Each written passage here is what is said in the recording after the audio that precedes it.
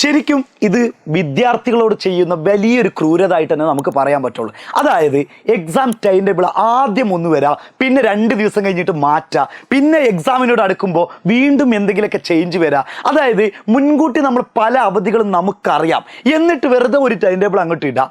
എന്നിട്ട് കുട്ടികൾ study പ്ലാനൊക്കെ set ചെയ്ത് വെച്ച് ഈ ഇത്ര മണിക്കൂർ ഇത്ര സബ്ജക്റ്റിനൊക്കെ വെച്ച് കൊടുക്കാമെന്നൊക്കെ വിചാരിച്ച് കുട്ടികളുടേതായിട്ടുള്ള ഒരു രീതിയിൽ, അതായത് ടീച്ചേഴ്സ് ആരും പറഞ്ഞു കൊടുത്തല്ല, കുട്ടികൾ ഉറങ്ങി എണീക്കുന്ന സമയവും ഉറങ്ങുന്ന സമയമൊക്കെ വെച്ചിട്ട് ഒരു സ്റ്റഡി പ്ലാൻ സെറ്റ് ചെയ്യും.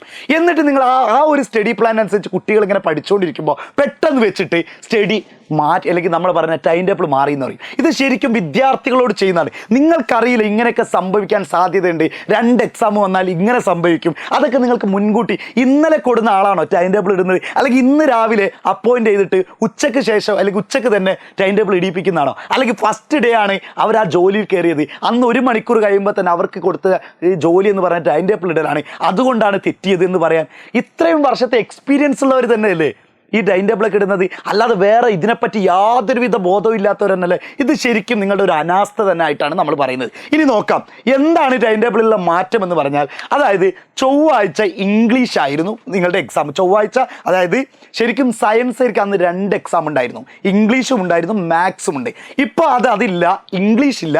ആ ഇംഗ്ലീഷ് നേരെ ചൊവ്വാഴ്ചയിലേക്ക് കൊണ്ടുവന്നു, ചൊവ്വാഴ്ച ഇംഗ്ലീഷ് ആക്കി മാറ്റി. അതായത് 26/8/2025 നിങ്ങൾക്ക് ചൊവ്വാഴ്ചയാണ് ഇംഗ്ലീഷ് കൊടുത്തിട്ടുള്ളത്. പിന്നെ ആ സമയത്തേക്ക് എന്താണ് ചെയ്തതെന്ന് വെച്ചാൽ 26-ാം തീയതി ഹ്യൂമാനിറ്റീസുകാർക്കുണ്ടായിരുന്ന, അതായത് അന്നത്തെ ദിവസം ശരിക്കും ഹ്യൂമാനിറ്റീസുകാർക്ക്, അതായത് ഇംഗ്ലീഷിൻ്റെ ആദ്യത്തെ ടൈം ടേബിളിൽ നമ്മൾ പറയുന്ന 19-ാം തീയതി ഉണ്ടായിരുന്ന ഇംഗ്ലീഷിൻ്റെ ആ സമയത്ത് ഹ്യൂമാനിറ്റീസുകാർക്ക് കൊമേഴ്സുകാർക്ക് എനിക്ക് തോന്നുന്നത് അന്നത്തെ ഇംഗ്ലീഷ് മാത്രം എഴുതിയാൽ മതി. സയൻസുകാർക്ക് മാത്രമാണ് 2 എക്സാം ഉണ്ടായത്. അപ്പോൾ സയൻസുകാർ ശരിക്കും മാത്സിന് ഇത്ര സമയം പഠിച്ചു വെക്കുക, അല്ലെങ്കിൽ ഇംഗ്ലീഷ് ഇത്ര സമയം പഠിക്കാനൊക്കെ മാറ്റി വെക്കുക എന്നൊക്കെ വിചാരിച്ചിരുന്ന ആകെ അവതാളത്തിലായി, ആകെ താളം തെറ്റിപ്പോയി. അപ്പോൾ നേരെ 26-ാം തീയതി നടക്കേണ്ടിയിരുന്ന സോഷ്യോളജി, ആന്ത്രപ്പോളജി, ഇലക്ട്രോണിക് സിസ്റ്റം ഇതൊക്കെ നേരെ ഈ പറയുന്ന ഇംഗ്ലീഷിൻ്റെ ഇതൊക്കെ വന്നു. നേരെ അങ്ങോട്ടും ഇങ്ങോട്ടും ഒന്ന് നമ്മൾ ഒരു ഉൾട്ട തിരിച്ചു എന്ന് പറയും. അപ്പോൾ ഇനിയെങ്കിലും ഗവൺമെൻറ് ശ്രദ്ധിക്കേണ്ട കാര്യം നമ്മുടെ വിദ്യാർത്ഥികളാണ്. ആകെ കൺഫ്യൂഷൻ ആക്കരുത്. കാരണം ചിലപ്പോൾ ഒരു പക്ഷേ അവർ ടൈം ടേബിൾ ഇനി അപ്പുറത്തെ ടൈം ടേബിളാണോ ഇപ്പോഴത്തെ ടൈം ടേബിളാണോ, ഏതാണ് ശരി?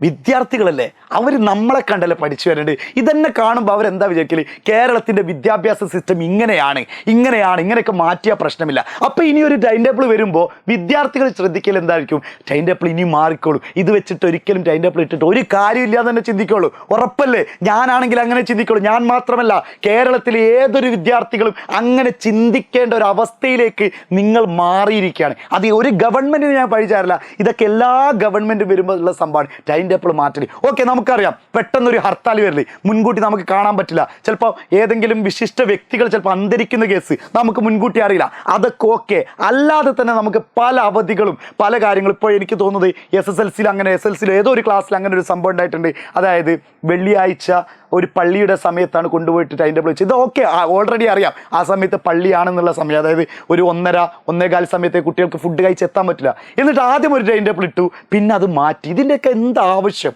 കറക്റ്റായിട്ടുള്ള ഒരു ടൈം ടേബിൾ ഇട്ട് കൊടുക്കുക, ആ വൃത്തിയായ സിസ്റ്റത്തോട് കൊണ്ടുപോകുക. അപ്പോൾ ഇനിയെങ്കിലും ഗവൺമെൻറ് ഇത് അംഗീകരിക്കും, അല്ലെങ്കിൽ ഇതൊന്ന് നല്ല പോലെ നടത്തുമെന്നാണ് എൻ്റെ വിശ്വാസം, വിദ്യാർത്ഥികളുടെ വിശ്വാസം. അപ്പോൾ മക്കളെ, ടൈം ടേബിൾ മാറിയ കാര്യം ഞാൻ വീണ്ടും പറയുന്നുണ്ട്. അതായത് ചൊവ്വാഴ്ച നടക്കേണ്ട 19-ാം തീയതി നടക്കേണ്ട ഇംഗ്ലീഷ് 26-ാം തീയതിയിലേക്കും 26-ാം തീയതി നടക്കേണ്ട സോഷ്യോളജി അങ്ങോട്ടേക്കും വന്നു. ഇത്ര മാത്രമാണ് മാറ്റമുള്ളത്. ഓക്കെ, നമ്മൾ കൂടെ തന്നെ ഉണ്ട്. നിങ്ങൾ ബേജാറാവേണ്ട. എന്തിന് നമ്മളുണ്ടായിരിക്കും. അത് സർക്കാരിൻ്റെ അനാസ്ഥ ആവട്ടെ, സർക്കാർ വിദ്യാർത്ഥികളോട് ചെയ്യുന്ന അവഗണനയാവട്ടെ, നമ്മൾ എപ്പോഴും കൂടെ തന്നെ ഉണ്ട്. നെക്സ്റ്റ് വീഡിയോയിൽ കാണാം. Bye bye.